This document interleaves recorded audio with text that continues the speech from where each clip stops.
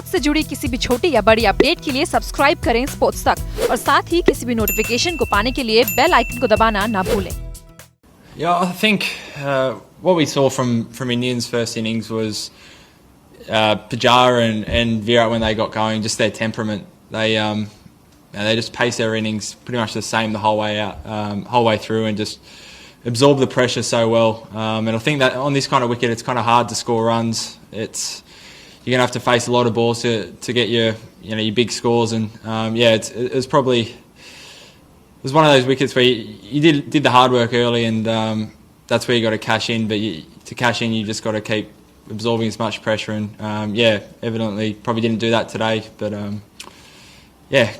good thing is the wicket still feels pretty good. So everyone feels like they've faced a few balls, hopefully, and second innings can feel like they've just faced even more.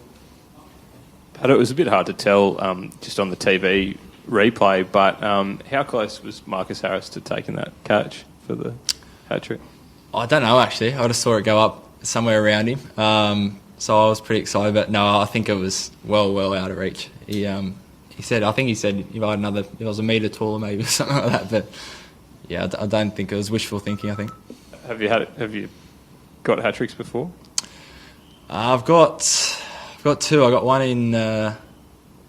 in second 11 and one in grade cricket or something. Yeah, one in second 11. Joe Burns was my third wicket. I bowled a slow ball and he ducked underneath. It was a full toss and hit the stumps on the full. So that's probably my favourite one. Physically, how was it going, Pat, after all that? I was pretty tired after yesterday. Pretty exhausted. I think the good thing coming to this series was I felt really fresh, and the first two tests didn't feel like I had massive workload. So. Yeah, I feel tired, but I haven't felt like this for a while, so it's probably a pretty normal feeling, to be honest. But yeah, hopefully not too many overs tomorrow, and then we don't have to bowl last this game, so hopefully a 4 or 5 day break before Sydney. But a bit tired, but nothing too serious. Pat, how do you approach the state of the game? Obviously, it looks a long stretch, but you got 2 days to go. I mean, what is the approach? It's just get the 5 wickets as quick as you can and then try and bat. I mean, what's the mood like in terms of getting a result? I haven't really spoken since we got back. I know when we went out there, Painey just said, let's just try and make it every run as hard as possible for them to get. Obviously, the longer we can take it, the less we need to bat. But having 5 for 50 now, I think the lead's just under 350. You never know. If we knock them over in the morning, you just never know. The wickets, still pretty good. It's tough to score runs, but we saw last year we batted really well day 4 and 5.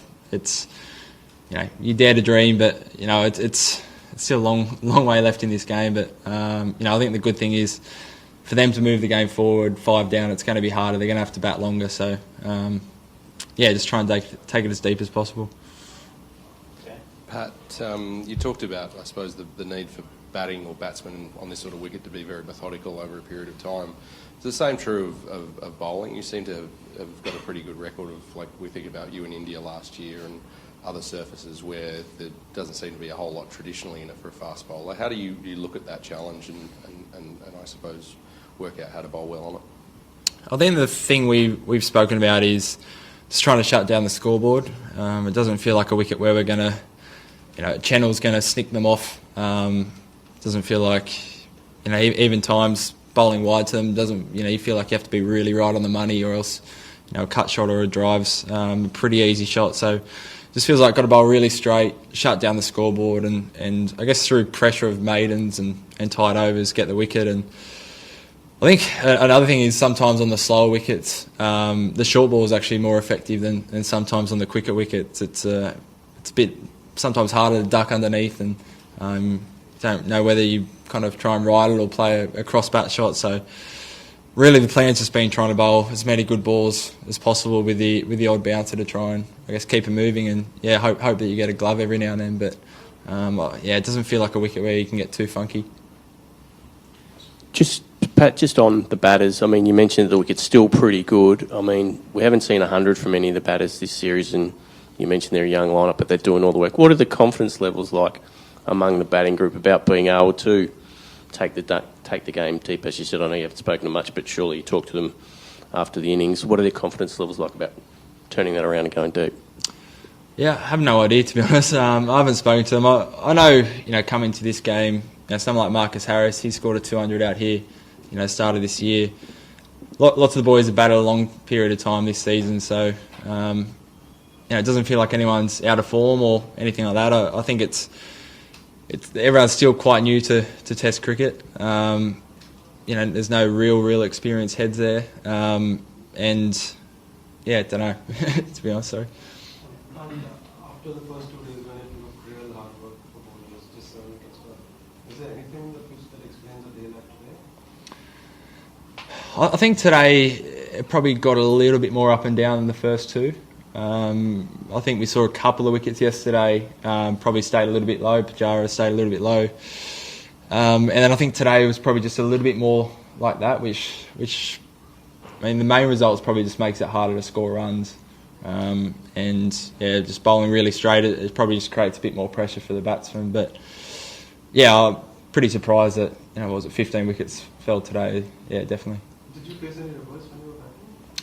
Yeah, a little bit. Yeah, Shami felt like I was reversing a little bit, and Ishan a little bit as well. Last question. Is today like the sort of performance where it just sort of underlines how much the guys are missing Steve and David at the moment, that if they were there, it was possibly sort of, even if it was another 50, 100 runs, that might have made it, a far more even game? Yeah, potentially. I mean, you look at even the Indian side and, how prolific, say, Pujara and Virat have been, their top 2 batsmen. They've had such a big impact in the series so far. Yeah, I guess it's one of those things. It's always going to be hard missing 2 of your best players, but you've known for 9 or 10 months it's going to be the case, and others have to stand up, and I think it probably highlights the class they've had in previous years, but we've got to find a way. I think everyone here is good enough. They've done it. I guess the level below, all of them have, the best Shield players, and they've all done it most of them done it for Australia before. So, we've definitely got the batsmen. It's hopefully just click soon, and we'll be away.